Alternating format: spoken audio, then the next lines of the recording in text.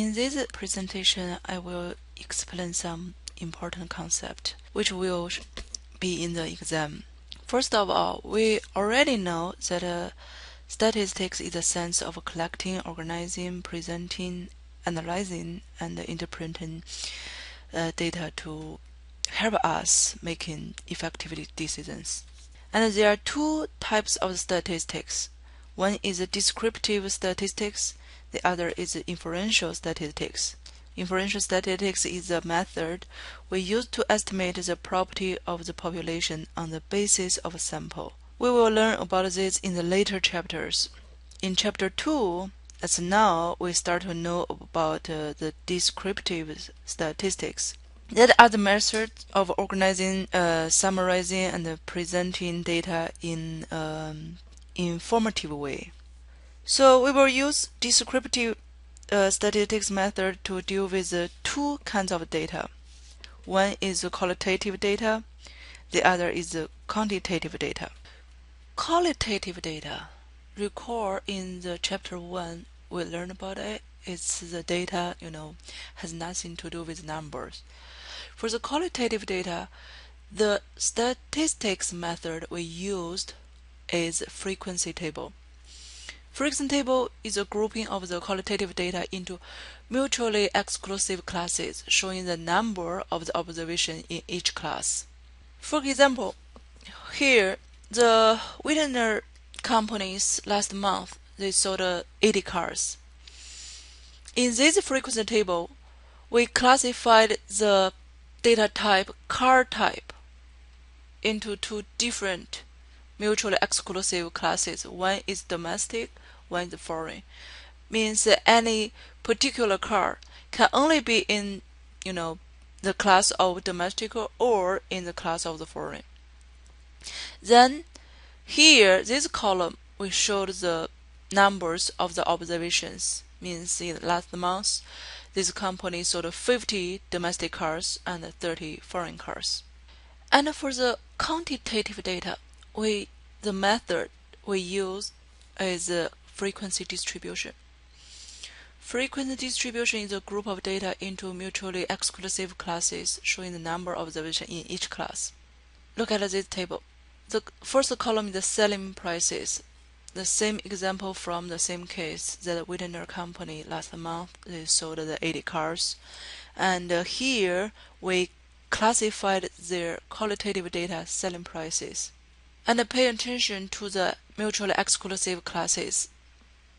Means any particular car can only fall into one class, like the price of that car, or either fall into the 15,000 up to 18,000, or in the 18,000 up to the 21,000.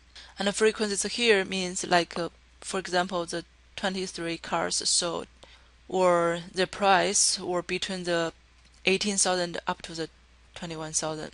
One of the important concept is the relative class frequency. We can convert the class frequencies into the relative class frequencies to show the fraction of the total number of observations in each class. Please pay attention to how do we get that number, to get the relative class frequencies.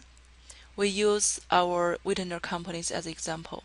If we want to know the relative frequency of the domestic cars, we just use the observations of this class divided by the total number of the observations. For example, we want to know the relative frequency of the domestic cars.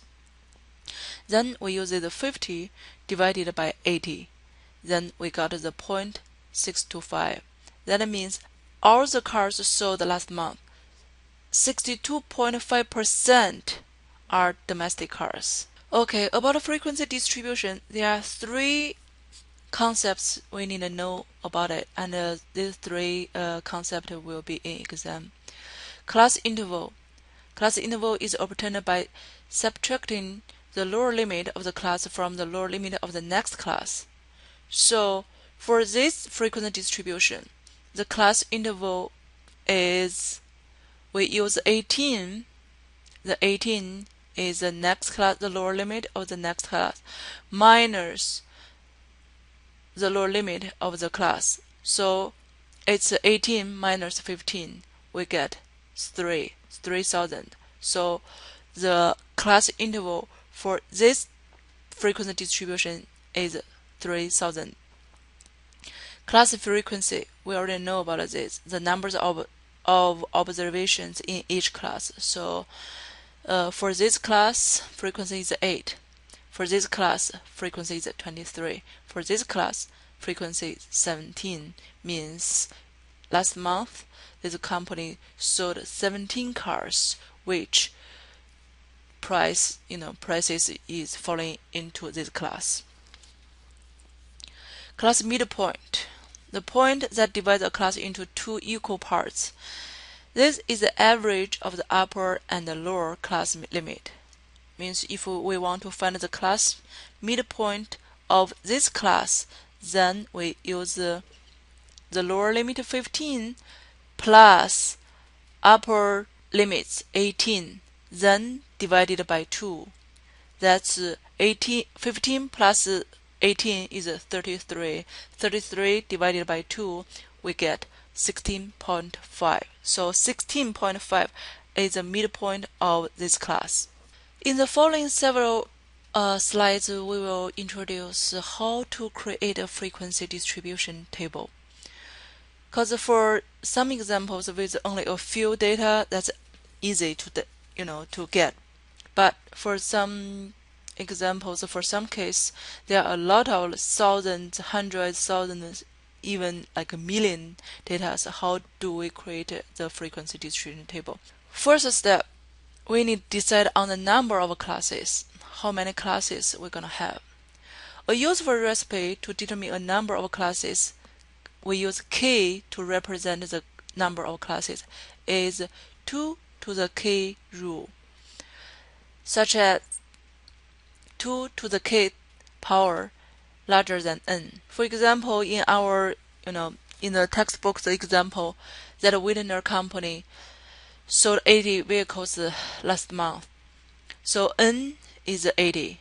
If we try, k is 6, which means we should use 6 classes. Then 2 to the 6th power equal to 64. 64 is, less than 80. Therefore, 6 is not enough classes. Then we may need to try, let k equal to 7. Then 2 to the 7th power is 128, which is greater than 80. So the recommended number of the classes is 7. Step 2. Determine the class interval or width.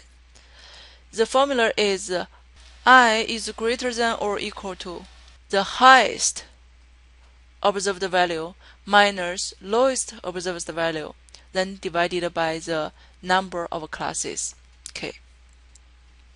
When you get the result, usually we round the result up to some convenient number, such as a multiple of the 10 or 100.